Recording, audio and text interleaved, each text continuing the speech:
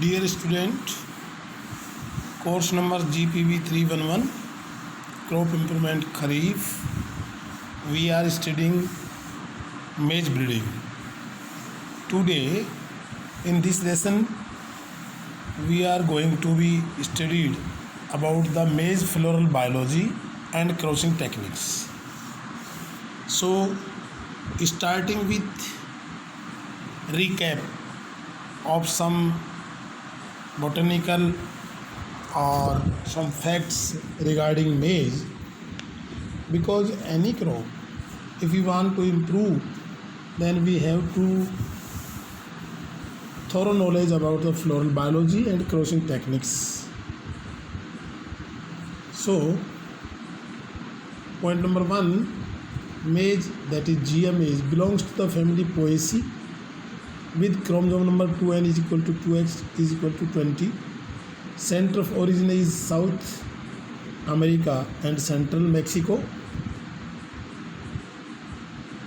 Wild progenitors of maize are Gama grass, that is Tripsacum, which has 2n is equal to 36 and 72, and second is Teosinte, which has chromosome number 2n is equal to 20. So Teosinte is the closest relative of maize and has crossability with the maize. Maize is a monoecious plant in which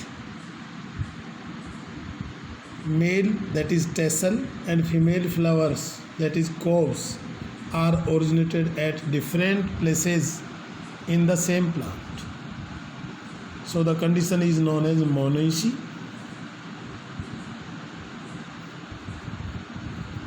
Protoandrous system occurs in maize, which means anthers mature first, means prior to that of pistils, that is female part. So it is the condition that ensure cross pollination in maize. It is reported that 90 to 95% cross pollination is found in maize, and only near about 5 to 10% self pollination may occur. Pollen shedding starts 1 to 3 days generally before the emergence of silk, means as we discussed above that it is a protoandrous condition in maize. So pollen shedding starts 1 to 3 days before the emergence of silk and continues to 3 to 4 days after the silk are ready to be pollinated. A single tassel may produce as much as 2 crore 50 lakhs pollen grains. Pollen grains remains viable for 12 to 18 hours, and or they may killed or lose viability in a few hours due to adverse climatic conditions, that is in hot and dry environment. Pollen grain viability may lose. Now selfing technique. Selfing means, as we know, selfing means the same plant pollen grains are pollinate the stigma of the same plant, means एक ही पौधे के pollen grain उसी पौधे की stigma पर पहुंचकर परागण की क्रिया को संपादित करते हैं. सेल्फ फर्टिलाइजेशन कहलाता है, सेल्फ पोलिनेशन या सेल्फिंग. तो सेल्फिंग कैसे होगी, how it operates. So number 1, bagging on female flower with butter paper bag, यानी उसको फीमेल फ्लावर को बटर पेपर बैग से कवर कर देंगे पहले ही, बिफोर इमरजेंस ऑफ और near to be emergence of silk. Number 2, tassels of the same plant should cover with tassel bag, that may be a cotton bag, ताकि उसको और किसी प्रकार का कंटेमिनेशन नहीं हो पाए, दूसरे पोलन ग्रेन दूसरे पौधे के नहीं आ पाए, इसलिए टेसल को भी हम कवर करते हैं with the tassel bag. Now dust the collected pollen grains on the silk surface and cover it again with butter paper bag. यानी जो बैगिंग टेसल बैग में जो पोलन ग्रेन्स हैं उनको ला करके और सिल्क पर की ऊपर हम उसका भुरकाव या छिड़काव या डस्टिंग कर देंगे और वापस इसको बटर पेपर बैग से कवर कर देंगे ताकि इसमें और किसी प्रकार का कंटेमिनेशन की गुंजाइश नहीं। Now we are come on detasseling. What is detasseling? Detasseling is the removal of tassel from a female parent.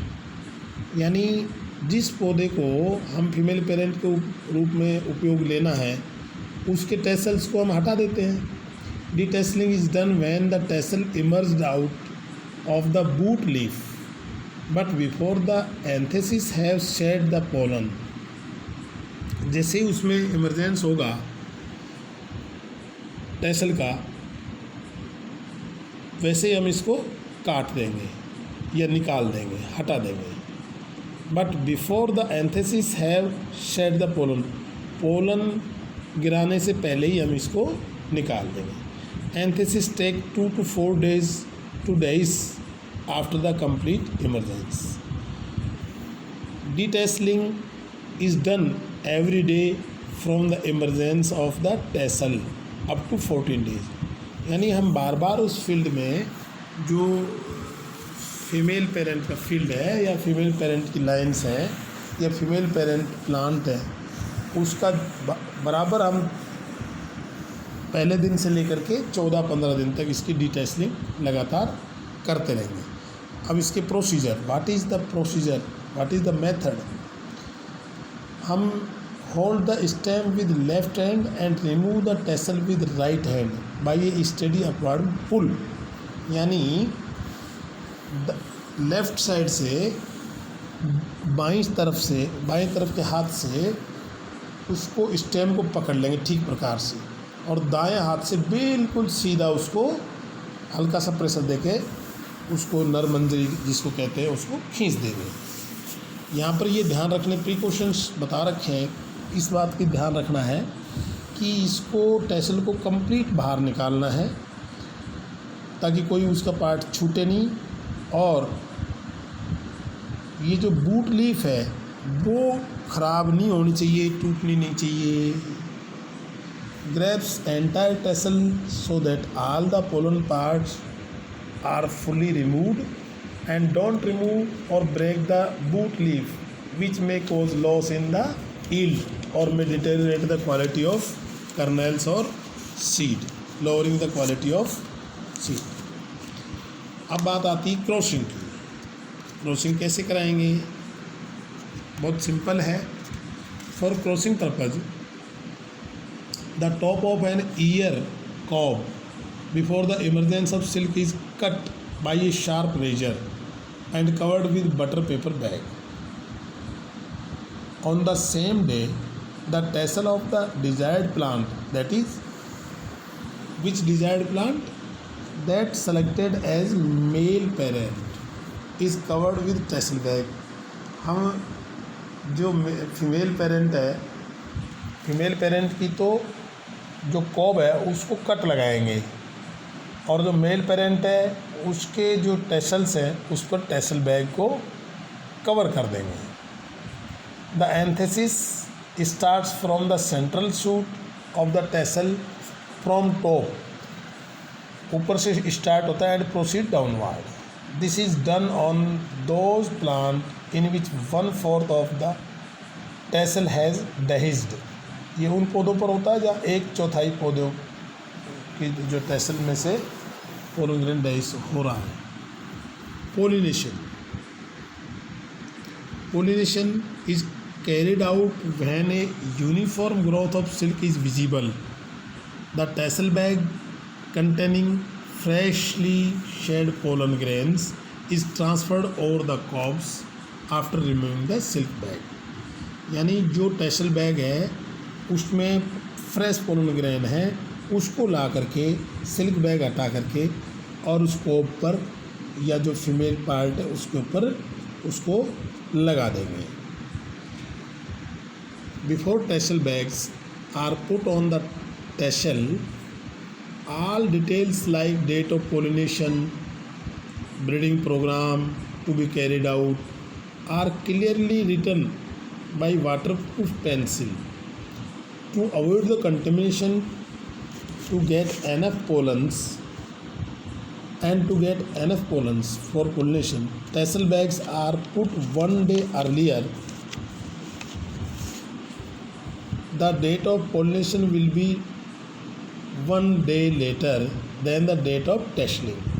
यानी एक तो कंटेमिनेशन से बचाने के लिए, दूसरे फॉरेन जो पोलन ग्रेन्स हैं उससे बचने के लिए, शुद्धता बनाए रखने के लिए, और नंबर ऑफ जो पोलन ग्रेन्स है उसकी संख्या पर्याप्त मात्रा में अपने को मिले, इसके लिए हम क्या करते हैं, एक दिन पहले ही हम टैसल बैग लगा देंगे और ये डेट अकॉर्डिंगली हम नोट करेंगे। Date of pollination will be 1 day later than the date of tasseling।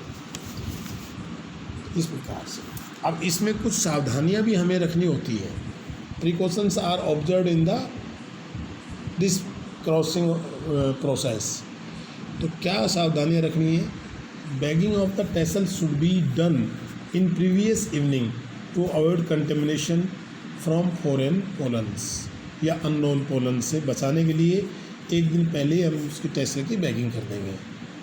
Programme and date of pollination must be written on the tassel bag. ये सूचना है उस पर एक परमानेंट जो है ना वाटरप्रूफ पेंसिल से लिख करके रखनी चाहिए।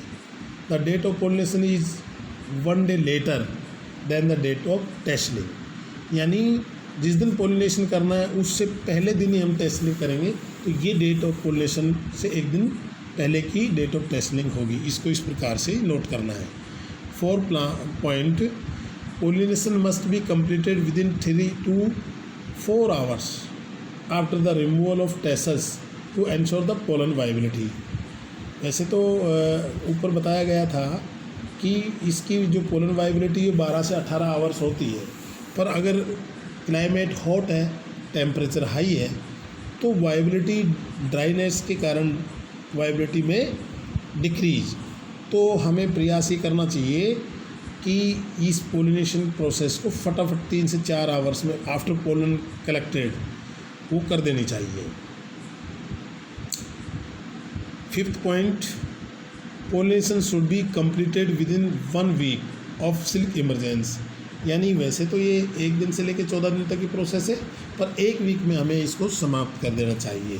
तो इस प्रकार से इन सब समस्त सावधानियों का भी ध्यान रखेंगे और प्रोसीजर को ठीक प्रकार से करेंगे, तो ये सेल्फिंग और क्रॉसिंग जो है टेक्निक्स वो ठीक प्रकार से करेंगे तो सही मेज में सीड सेट होगा, सही सीड प्रोडक्शन मिलेगा। ये सारा जो टेक्स्ट है आमतौर पर मैंने जो crop breeding and genetics book है बाई डॉक्टर हरिहर राम और डॉक्टर हरगोविंद सिंह, कल्याणी पब्लिशर्स की किताब है। इसको आप डिटेल में आप पढ़ना चाहें इस किताब को रेफ़र कर सकते हैं। तो आज के लेसन में इतना ही पर्याप्त है। Thank you.